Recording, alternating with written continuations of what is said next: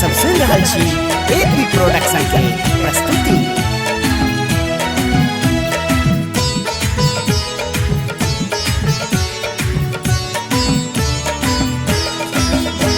भवानीपुर में हो, भवानीपुर में हो, भवानीपुर में, भवानीपुर में हो, भवानीपुर में हो, भवानीपुर में बसई उगना महादेव। भवानीपुर में बसई उगना महादेव।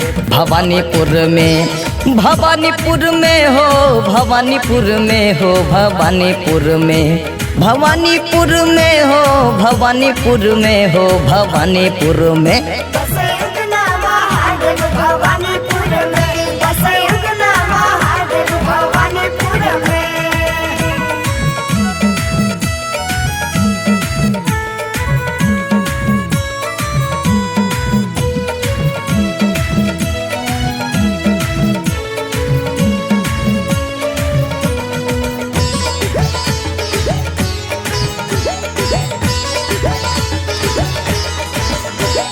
बाबा विद्यापति के कन्या सुधीरा, कन्या सुधीरा हो, कन्या सुधीरा। चिड़ियों ने पेलनी उगना सनहीरा, उगना सनहीरा हो, उगना सनहीरा। बाबा विद्यापति के कन्या सुधीरा, चिड़ियों ने पेलनी उगना सनहीरा। देखी बसला महादेव भवानीपुर में हो, भवानीपुर में।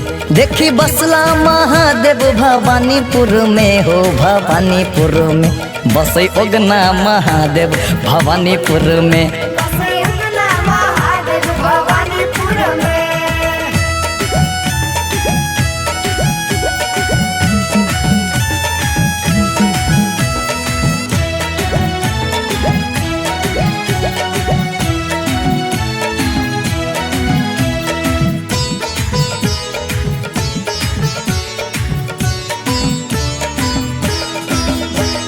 बाबा जटेश्वर नाथ गंगा बहेला, गंगा बहेला हो, गंगा बहेला। जटा के जल उगना के पिएला, जटा के जल उगना के पिएला। बाबा जटेश्वर नाथ गंगा बहेला, जटा के जल उगना के पिएला। अंतर ध्यान भेला भवानीपुर में हो, भवानीपुर में। अंतर ध्यान भेला भवानीपुर में हो, भवानीपुर में बसई उगना महादेव। भवानीपुर में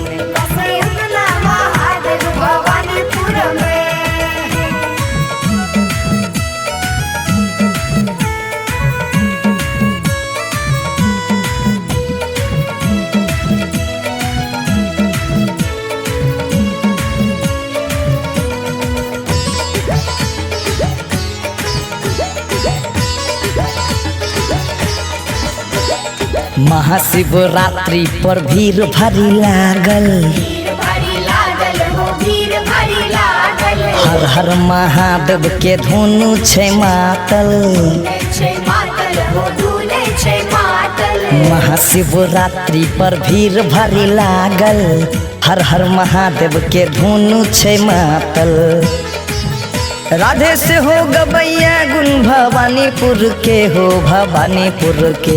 आलोक से हो गबैया गुण भवानीपुर के हो, भवानीपुर के बसई उगना महादेव। भवानीपुर में